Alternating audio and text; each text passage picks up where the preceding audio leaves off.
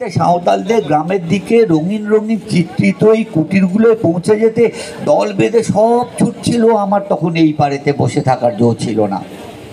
যুবতী দল, কুটির ঘরের নিকট উঠোন, এসব আমার প্রচণ্ড টান ছিল, তাই এই পাড়েতে বসে থাকার কোনো রকম জো ছিল না। বিথি এসব বুঝছিল কি? তাহলে সে বৃক্ষতলে হাত ধরে তাও টানলো কেন?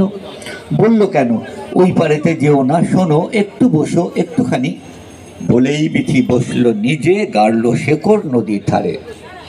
আমি তাহার হাত না ছেড়ো ফের উদাসীন দৃষ্টি উধা ওই পাড়েতে, যেইখানেতে খল খল খল যুবতী দল। প্রশ্ন করি, তুমিও কেন আসছো না যে? যদিও বিথি নারী ছিল, যদিও তখন ভর যুবতী, তবুও বিথির পায়ের আঙুল শেকড় হয়ে মাটির ভেতর সেঁ দিয়েছিল, আঁকড়ে ছিল।